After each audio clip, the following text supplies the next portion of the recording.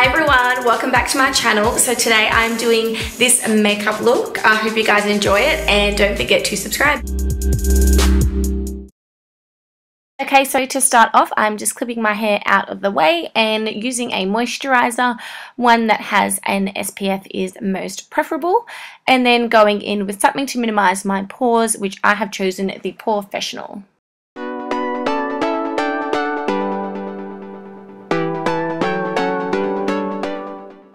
After pressing that one into the open pores, I will now be mixing foundations. I want a dewy finish, so I'm mixing these two together on the back of my hand, and I'm using this bronzing brush to apply. I really like how this brush applies because I find that it gives a really smooth finish and makes your, how rude, makes your skin look like skin. And now to prep the eyelids for the base for the eyeshadows, I'm using Soft Ochre Paint Pot by MAC and then setting it with the Napoleon Skinny Dip eyeshadow.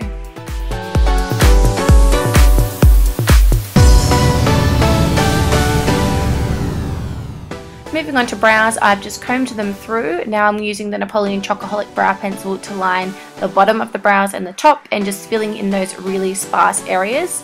Just remember to keep brushing through just to make them look really natural.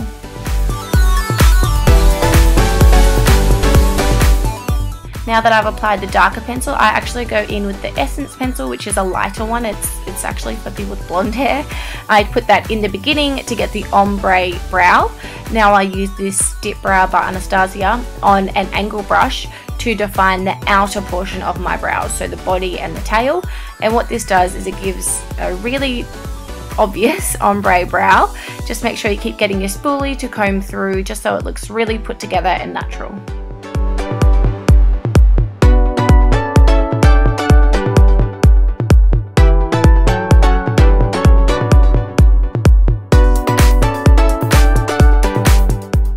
And after that, be sure to face the mirror front on and even out any differences.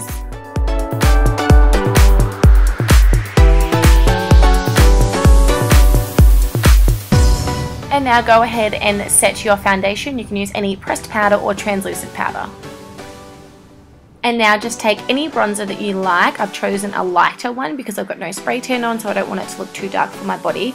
And now I'm just sculpting out my cheekbone just to add a little bit of definition. Once you've taken it from the top of your ear down towards the corner of your mouth, you then want to blend it up slightly into the temple area. That gives a really nice faded look, so it doesn't look like it's really, you know, fake. And you can see the difference as to no contour and contour. Makes a big difference. And now pop it in through the hairline. What this does is makes your forehead not look so big, and I like to go under my chin too. Now I'm using the Becca Champagne Pop Highlight by Jaclyn Hill. This gives it a really gorgeous sheen. Look at that. I'm so natural, I know. I like to drag that highlight down the center of my nose, my chin, and my Cupid's bow just to give my face an all-over glow rather than just my cheekbones glowing. Now I'm using this blush from MAC, and any blush brush, make sure you smile to puff up the apples of your cheeks, otherwise it could be too low or too high. Now we're going in with this bronzer again and the MAC 217, and we're going to start sculpting out the eye, just making sure this one goes right through the socket of the eye to map out where our colors are going to go.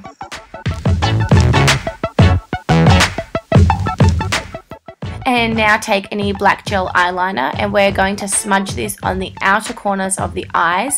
This is going to be a base for our darkest eyeshadow. It's going to make it a lot more intense, and it's going to actually make it grip and hold better. If you ever wonder how people get a really dark smoky eye, this is exactly how they do it. And the reason why we contour the socket first is because you don't want to take this black any higher than the socket of your eye.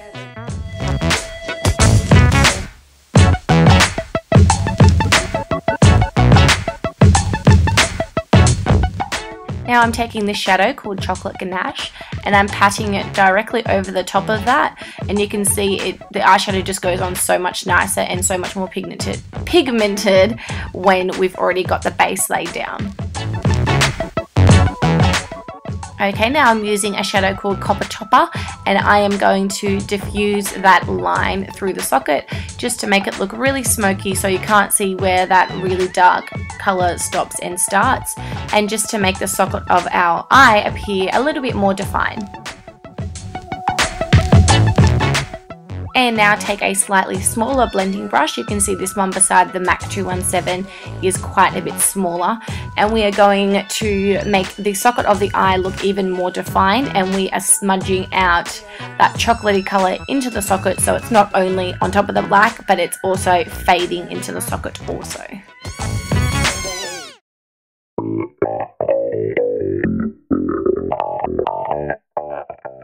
And to get that rose gold effect, I will be mixing these two loose eye dusts. They're both by Napoleon, and holy cow, look at that, shabam, wowza, gorge, love it. How do I do it? How much? Where can I buy it? Thank you so much.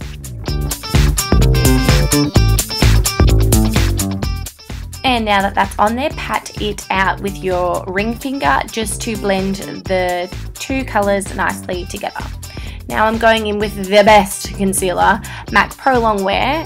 If you didn't notice, I didn't conceal my under eyes, hence the bags. So I'm popping this under the eyes, and this is a really important step to making your makeup look amazing. And the trick is to get it right down there, like halfway down your nose into a V shape. That's what's going to make your eyes look really bright. So here, right there, it's really important to get that area and load it up. Now I'm using the best setting powder for this, which is a Laura Mercier Secret Brightening Powder, I think it's called. And I'm just dabbing it in with a synthetic brush, and you can see the difference that that makes. It also helps with any fallout, and it helps you shape the corner of your eyes. With any leftover concealer, I like to highlight with it. So take it down the bridge of your nose, in between your brows, your chin and your Cupid's bow, and then go ahead and set that with the Secret Brightening Powder as well. The fact that I put Jaclyn Hill Highlight on first doesn't bother it at all. It doesn't matter what order you do it in, it's still going to come through and shine bright like a diamond.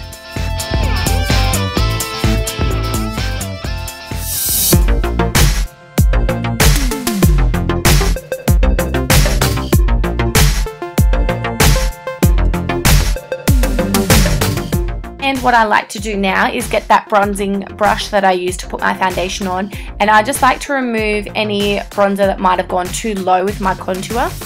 And now we're going to go under the eyes. So taking the bronzer, which was the very first product that I used to contour my eyes with the MAC 217, all the way under the eye. Now I'm taking the smaller MAC brush, I'll list it below, with Chocolate Ganache. And then I'm just dipping back into the second eyeshadow colour, which was Copper Topper, just to fuse all three colours together, which is pretty much exactly what we did through the socket of the eye. And what I'm doing here is picking up the concealer brush and just tidying up the right eye because it was a little bit lower than the left eye. Now going back into the bronzer again and redefining that contour so it's nice and blended. And now I'm going to do my tear ducts, so that's right in the middle where your tears come from. Get some Fix Plus on the brush to dampen it, and just dip back into the two loose eye dusts just to get that real pigmented, beautiful glow coming from the middle of the eye. And in case you have any fallout, just pick up that brightening brush that we used to tidy any fallout. Now we're going in with our eyeliner, yay! We're going on the inner waterline and dabbing it on, and then we're going to get the MAC smudging brush to smudge it out while it's still wet. And this step is so important to achieving this look, so make sure you really do blend out the gel liner while it's still wet. And now I'm just going in and doing a little wing liner. I do have a video in this one, so I'm just going to zip through it and link it down below. And I just felt like I needed a wee bit more darkness on the outer corner of the eye, but I'd already done my concealer. So I'm just going to use a tissue to prevent any fallout ruining my concealer. Make sure you use a really tiny brush. If you use something that's too big, it's going to create a mess. And just dab it, don't rub it. So we're just dabbing this on, and then we're going to pick up our blending brush, and we're just going to really softly smudge that out. And now time for some dramatic lashes. I'm using the Alessandra Lashes by Manicare, I think it's called. So just pop the glue on your knuckle and then run the lash band through it. Whilst I've got those sitting on the bench waiting for them to half dry, I go in and do my mascara. I like to use a regular mascara on my top lashes and then a waterproof one on the bottom, because my bottom mascara usually transfers. So once they're dry, just make sure you give them a good a little blow to make sure they're really tacky, and then go in from above and drop it down straight on top. Hold it for a little mini second in the middle and then adjust the outside to push it in, and then once you've done that, adjust the inside to press it in also.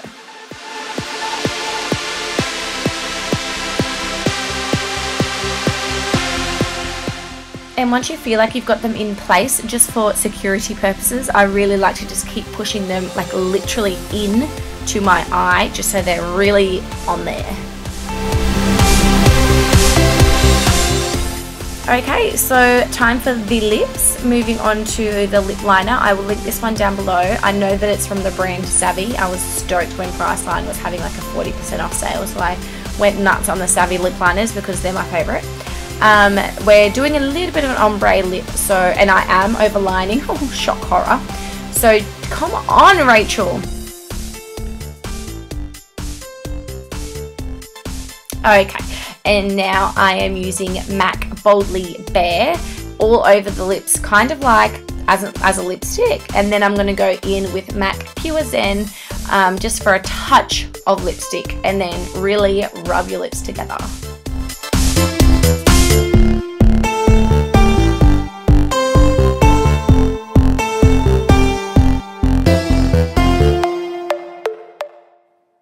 And for security purposes, once again, I always like to line my lips after I've done my lipstick as well, because I find that that just reinforces that barrier. And that, of course, was the final step of today's makeup look. So that brings me to the end of this tutorial. I hope you loved it, and I'll see you in the next one. Bye!